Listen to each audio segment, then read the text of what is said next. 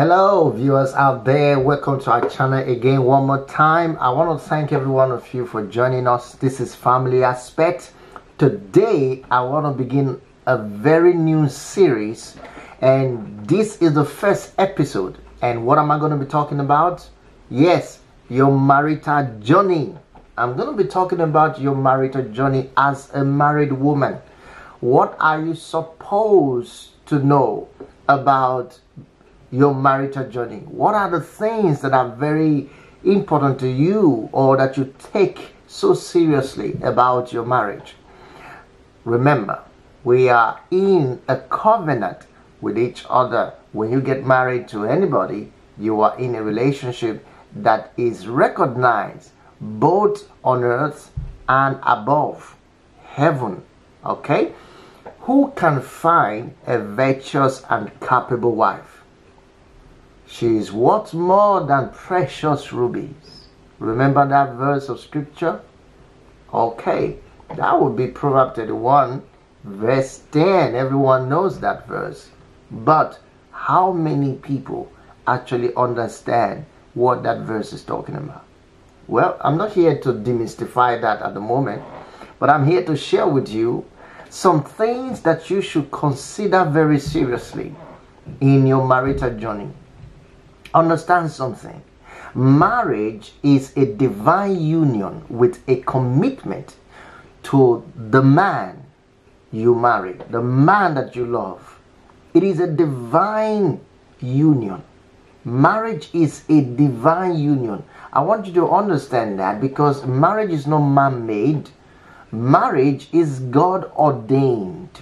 It is God or origination. God created it. All right. Now, you chose your husband from among the suitors who showed their interest in having a marital relationship with you. That was your choice. Even though marriages are God ordained, but you chose to be part of that ordination. You chose to be part of that divine plan by making up your mind and taking that decision to get married to somebody. So when you did, you chose.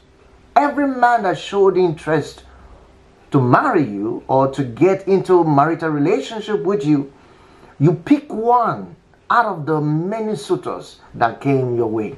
That was your decision. Nobody made it for you. But there are some part of the world, I believe, that such decisions are made for them. Most women have such decisions made by their parents for them, which is, in this new century, in this world, in this 2020, it is unacceptable if people are still practicing that. But let's not go into all of those details. First, you made a decision to love, cherish, and hold this man, hopefully, right? Hopefully till death do you both part. That is what you signed for when you got married. You made that decision that you're going to love this man. You made that decision that you're going to cherish this man. And you made that decision that you're going to hold on to this man, hopefully till death do you both part. That was your decision. That is what you signed for, if you didn't know.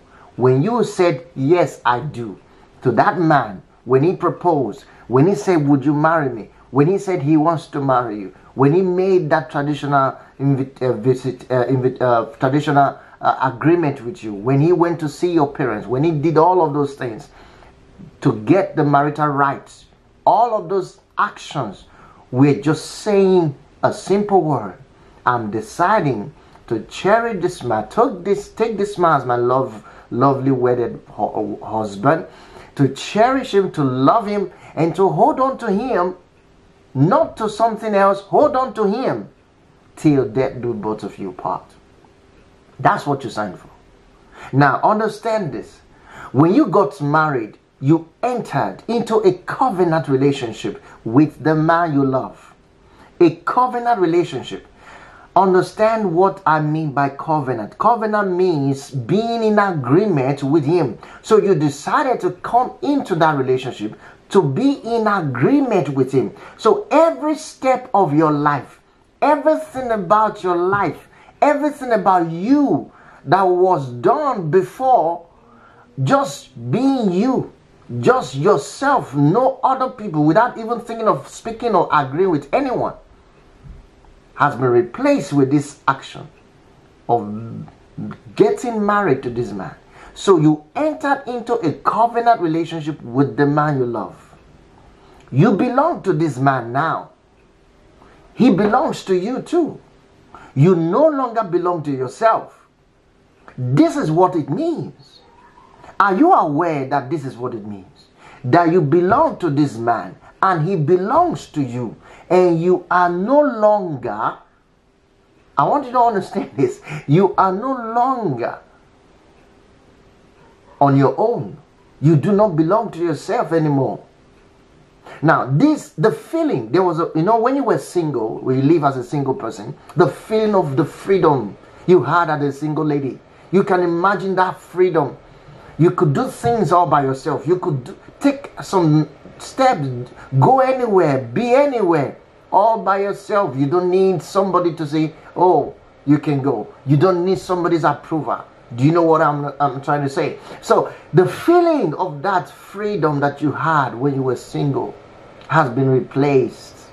It has been replaced by what? By the responsibility of being a married woman. That is what it is.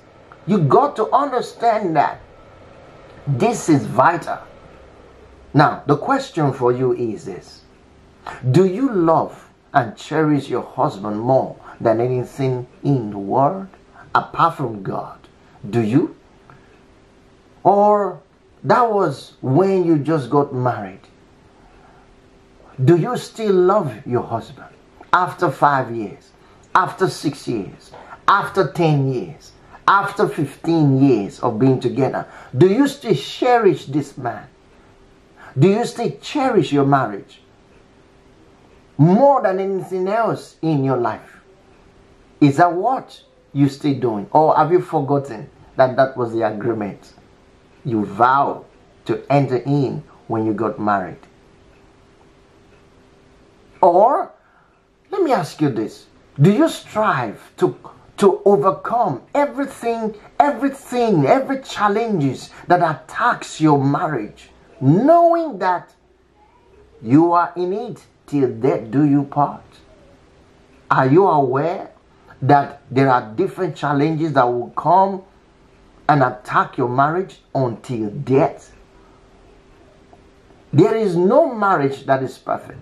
Every marriage have their own challenges. But the reality is, you prepared yourself. When you got married, you signed up for those challenges to win, to overcome. You must have that mentality of overcoming every challenges that attack your marriage, because there will be definitely challenges. They will come. I'm not saying they will not be. They have been already. You already experienced some. But many are still on their way if you don't know. You got to be ready. You got to be ready. It's something you have to take seriously. That's another question. Let me ask you this. Are you aware you are in a divine covenant relationship with the man you married? Most women have forgotten this. Most married women have forgotten this. Are you aware? Do you just think it's just a male relationship? Marriage is not man-made. Marriage is God-ordained. It's divine. That's why we call it divine covenant. It's a divine covenant relationship in agreement to relate with this man for the rest of your life. To become one. You agree to belong to him till death. Are you aware? Are you still conscious of that? Are you still practicing that? Are you still meditating on that on your daily basis when you wake up, as you look at your marriage life? Is that what you think about? Do you always know that that is what you should be thinking about? Or are you still living your life as a married woman as though you are still single? Do you know there are many married women out there, yet in their marital home, but they are living a single life? They are living a life of a single person. Do you know how terrible that is to a marriage? Listen, we're looking at or talking about your journey as a married woman. Your journey. That's what we're looking at today. And this is episode 1 on this. Now, let me give you something here. Here's my take. I want you to do this, practice this in your marriage. Work harder on loving and cherishing your husband. Listen, it is your responsibility. It is your requirement. It is what you're signing for. You got to work hard, harder. If you have been working hard, you need to work harder now on loving and cherishing your husband. You got to do it. Make every effort to work together as one unit, as one. This is lacking in many marital homes. But you got to make up your mind, because that's what you signed up for. That's what your journey is about. Every effort has to be put in to make the working together as one, as a team. Do it. It's something you have to do. Stop doing things on your own. You are no longer single. That role has been replaced when you got married. Stop doing things on your own. You are no longer single. It has been replaced. That feeling of singleness has been replaced. You are not responsible to a man, somebody in your life. That is what counts. That is your responsibility. Well, I believe you understood what I'm trying to say. I'm still on the journey of your marital life, and I want to be sharing more with you on the next episode. So this will be continued in our episode 2. Watch out for episode 2, and I'm going to be sharing more with you about your marital journey as a married woman. Of course, I'm going to be talking on other aspect of the man's marital journey. I am aware of that. So there is a marital journey for the man as a married man. But I'm talking to you as the women, as a married woman today, that you have a journey, just to remind you of what your journey ought to be. And many of us has forgotten. So I'm taking that time to remind you of what the journey should be. Thank you for listening, and I appreciate you. If you like this video, hit the thumb up button and subscribe if you haven't subscribed yet. Don't just watch the video and walk away. Come on. The only support I get from you is when you hit the like button and subscribe. And that's it. Because we do all of the work, put the information out there to help you. And all we can get back from you is a subscription to the channel, so that you can receive more of this video coming your way. And don't forget to hit the bell notification button, so you'll be able to receive a alert or notification whenever we upload the next episode.